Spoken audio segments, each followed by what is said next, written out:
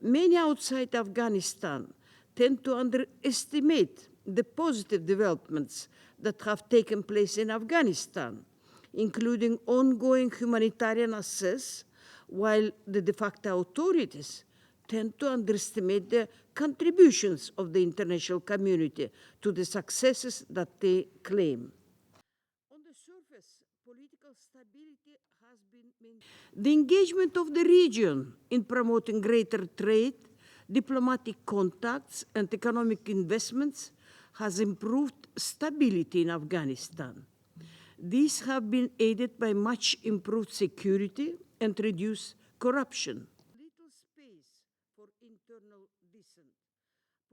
Yet, Afghanistan remains beset by massive poverty that leaves the population even more vulnerable to the many natural disasters that we have seen over the past few years as a result of climate change.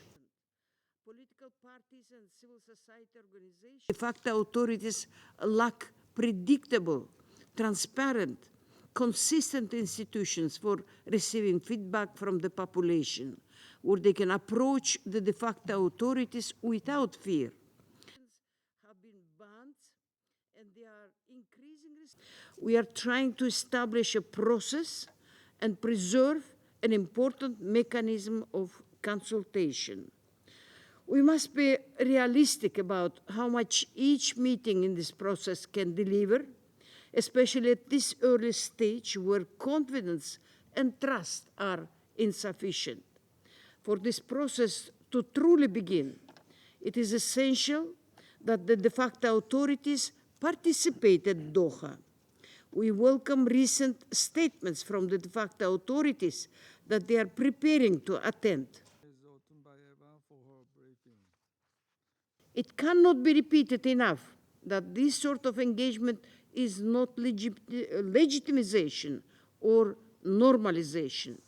Only engagement through common, coordinated, principled international position can provide strong incentive for the de facto authorities to adopt policies that would allow for the reintegration into the international community. Statements from the de facto authorities that they are preparing. More than 50% of the population, some 23.7 million people, require humanitarian assistance this year, the third highest number of people in need in the world.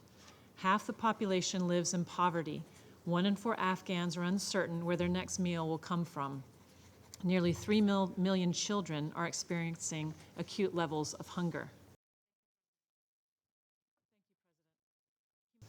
Extreme weather events are more frequent and more intense. Some areas in Afghanistan have warmed at twice the global average since 1950. Decreasing rainfall and recurring drought-like conditions have contributed to a large-scale water crisis. Annual droughts are now predicted to be the norm by 2030.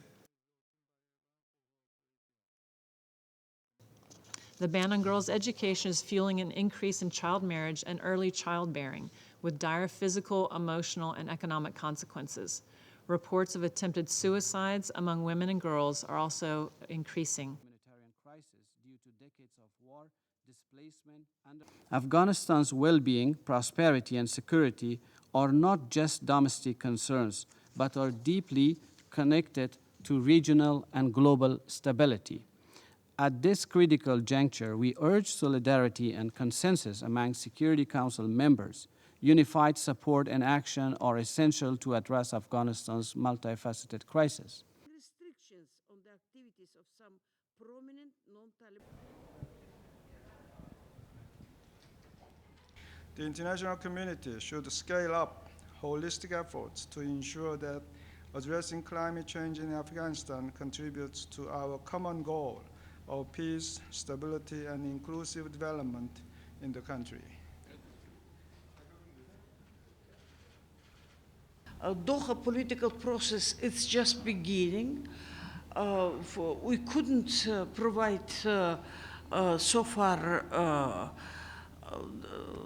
this Taliban to come. They are coming now. will speak about the most important acute issues of life today. First time this special envoys of all the countries, they would face to face with Taliban. They would tell them that, look, it doesn't work like this, and we should have women around the table. Good afternoon, everyone.